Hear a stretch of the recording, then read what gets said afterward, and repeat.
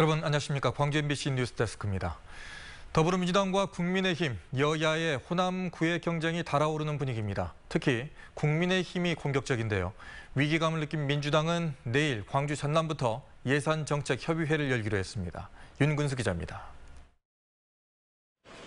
당대표가 되자마자 광주를 찾았던 국민의힘 이준석 대표. 나흘 만에 이번엔 전북에서 첫 현장 최고위원 회의를 열었습니다. 과거와는 달리 호남 발전을 위해서 적극적으로 나서겠다는 뜻을 이 대표는 반복적으로 밝히고 있습니다. 호남에 대한 저희 노력은 결코 우리의 잘못된 과오에 대한 반성에 그쳐서는 안 됩니다.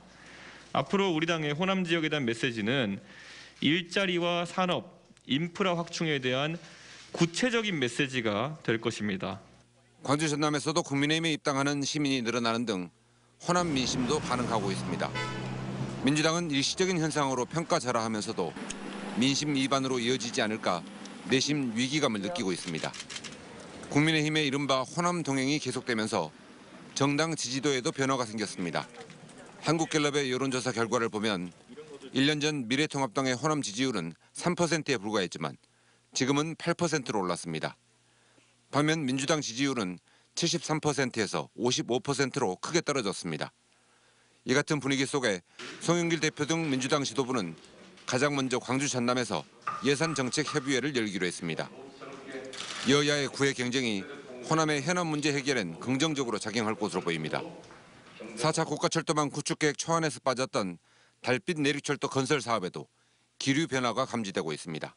청와대에서도 많은 신경들을 쓰고 있어서 기재부와 국토부 등등이 함께 논의하는 걸로 알고 있습니다.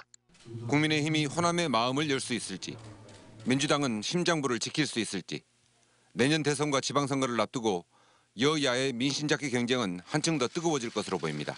MBC 뉴스 윤근수입니다. 광주에서 8명까지 모임이 가능해졌지만 산발적으로 확진 사례는 계속되고 있습니다. 광주에서는 오늘 감염 경로가 확인되지 않은 1명이 확진됐고 전남에서는 순천 가족 모임에서 5명 등 모두 9명이 코로나 확진 판정을 받았습니다. 광주에서는 또 지난 5월 말 확진 판정을 받고 치료 중이던 70대 환자가 숨져 광주의 코로나19 사망자는 24명으로 늘었습니다. 한편 광주에서는 지난 18일부터 사적 모임이 8명까지 가능해지면서 주말과 휴일 동안 음식점과 다중이용시설 등은 모처럼 활기를 띠었습니다. 김부겸 국무총리가 선상 백신 접종이 이루어지는 한산도함을 방문했습니다. 김부겸 국무총리와 김영록 전남도지사는 전남 지역 섬 지역 주민을 대상으로 얀센 백신 접종이 이루어지고 있는 한산도함을 방문해 질병청과 해군 관계자들을 격려했습니다. 섬 지역 해상 순회 접종은 지난 14일 진도 가사도를 시작으로 오는 30일까지 도내 25개 섬 지역 주민을 대상으로 진행되고 있습니다. 광주 학동 재개발 사업 희생자들을 추모하는 합동 분향소가 다음 달 11일까지 운영됩니다. 광주 동구는 희생자 유가족과 부상자 가족의 제안에 따라 구청 주차장에 설치된 합동 분향소를 다음 달 11일까지 운영하기로 했습니다. 합동 분향소에는 희생자를 추모하는 시민 발길이 이어지고 있는데 운영 시간은 평일과 주말에 상관없이 오전 8시부터 오후 10시까지입니다. 광주 지역 고등학생들이 학동 재개발 사업 과정에서의 붕괴 참사에 대한 엄정한 조사와 방지 대책을 촉구했습니다. 광주 고교 학생회는 과도한 개발주의와 무리한 비용 절감 시도가 이번 참사의 직간접적인 원인이 됐다며 사고와 관련된 모든 의혹과 원인을 투명하게 밝히라고 주장했습니다. 또 학생들이 주변의 위협으로부터 안전한 생활을 영위할 수 있도록 구체적인 대책을 마련해야 한다고 요구했습니다. 무등산 보호단체 협의회가 증심사 일대에서 환경보호 캠페인과 정화 활동을 펼쳤습니다.